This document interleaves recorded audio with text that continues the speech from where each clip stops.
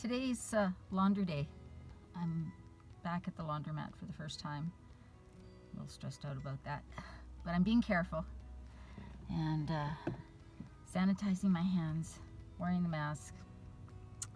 So while the wash is on, maybe we'll just drive somewhere and have a little chat.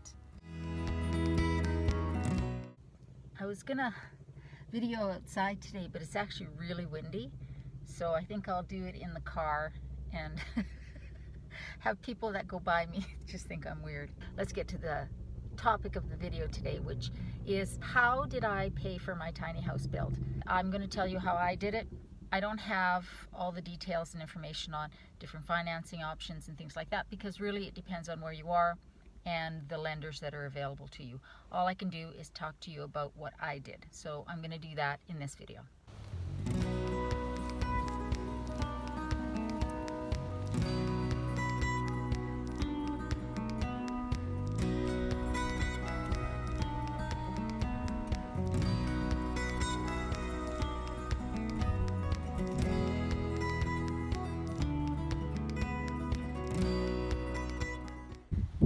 I think I found a sheltered enough spot for me to film the video.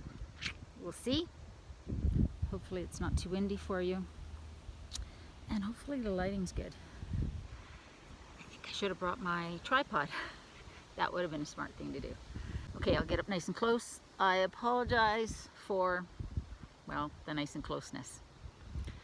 So when I decided that I wanted to build a tiny house, I knew that I needed to sell my townhouse condo in order to finance it. I did not have enough in savings to build the tiny house and then sell, but I did start the build before I put my house on the market. I got a small inheritance from some property that my mom used to own with her siblings, and that was enough for me to put my $5,000 deposit down to start the design on the build.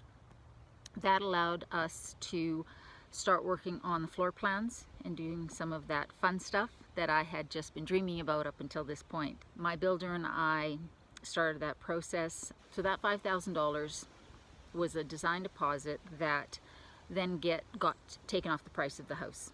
About a couple of months later, I was ready to start the build. I had put the house, my condo, up on the market, but this was in 2018.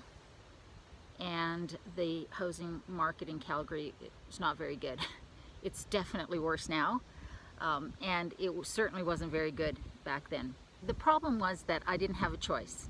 I had plenty of people tell me this wasn't a good time to sell and I should wait, but the fact was that I needed the money from my house in order to build the tiny house. So I did put the house on the market and I used my savings. The next step in the build was to order the trailer for my house, and that is a custom built trailer. So that cost me just over $22,000, I believe.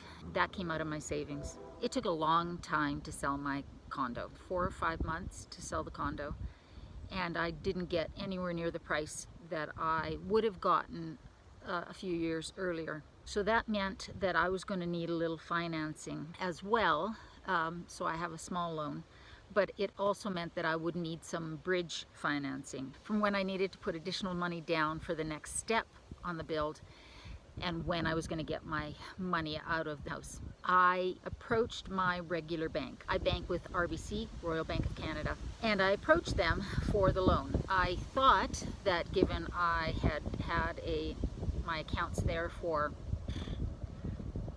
35 years, that it would mean something to them and they would, be willing to lend me some money for this project.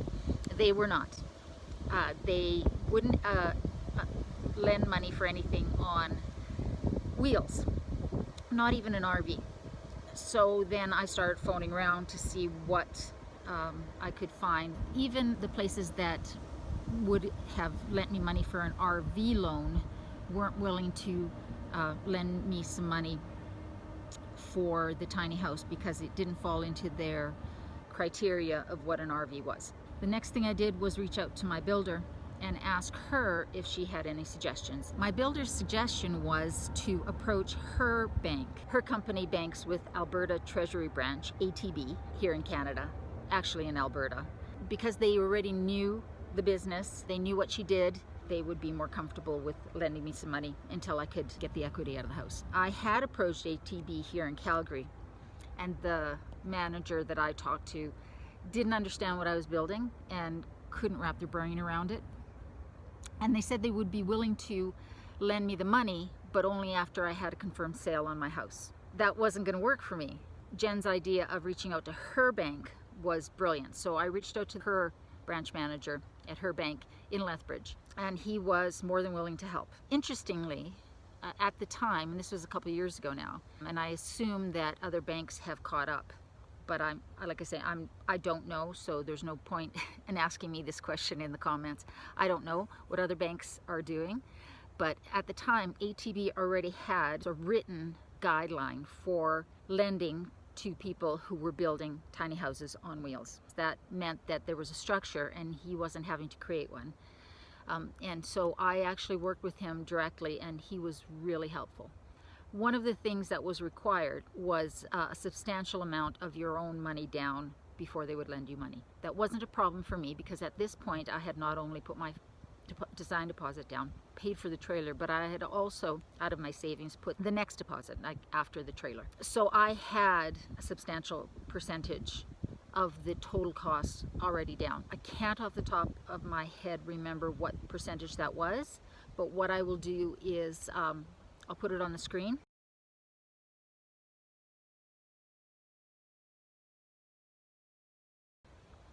If I can find it, and I'm sure I can, of what percentage was required down before they would then lend me the money. And this was great because, like I say, other lenders would lend me money, but only after I had a confirmed sale on the house. But ATB would, and they had a process in place to do it. It required several things, one of which was a substantial amount down. They also required a lease of where I was going to park it. The bank wanted to be sure that they had some sort of reassurance of being able to, I guess, repossess if I didn't pay, which meant that they wanted to know where I was going to park, and they wanted to have some assurance that I would be there for a certain length of time. So I needed a 5-year lease, a 3-year lease. I needed a lease of a certain amount of time in order to get the financing. So I had to go to my park and get them to sign some papers saying that I had a lease for that period of time. I don't know if all lenders will require you to have a lease in place, a place where you're going to park that you will be able to prove, but my lender did. So that's a question that you're going to want to ask. Once I did that, and obviously my credit was approved and all of that, they lent me the money.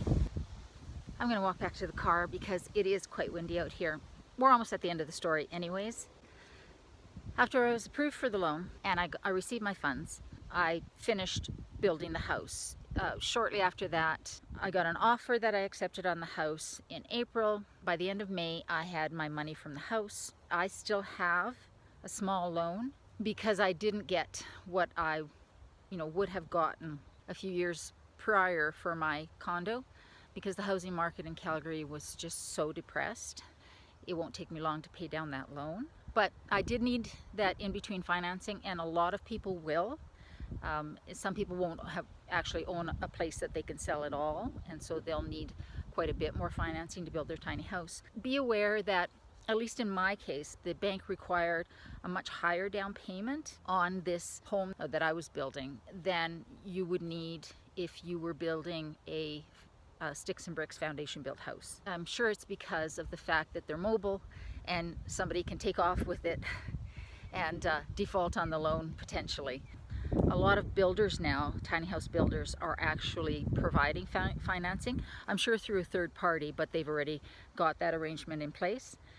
So when you're looking for your builder, that's definitely a question to ask, is do they provide financing, or can they put you in touch with somebody that provides financing? And because they'll have already financed multiple tiny houses, the process will be a lot smoother than it was for me when I was trying to find financing for my tiny house. I was very disappointed in the fact that my longtime bank wouldn't lend me the money.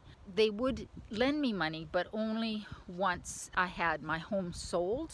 That, again, was not going to work for me. I needed some bridge financing in order to get my build done. So that's the story of how I financed my tiny house. Everybody's going to be different. I can't tell you what other banks do. I can't give you any information on what the financing from different builders will be, because I know that each one is individual. But just do your research. Make sure you ask how much of a deposit you have to have already put down, because they will require that you've already put some of your own money into the build. Your own skin in the game, as they say, because that will show them that you're serious about the project, and that there's already some equity in there of yours. I hope that helps. It's not really a topic I know a ton about. I only know my experience, and it was a good experience. It was a little frustrating at the beginning, and certainly I was frustrated with the fact that I didn't get as much out of my condo as I had hoped. It is what it is. I'm now in my tiny house, so everything worked out. Anyways, guys, please leave a comment in the comment section below, and questions if you have them, and a thumbs up would be awesome. Please subscribe. Take care, guys. I love you, and I'll talk to you soon.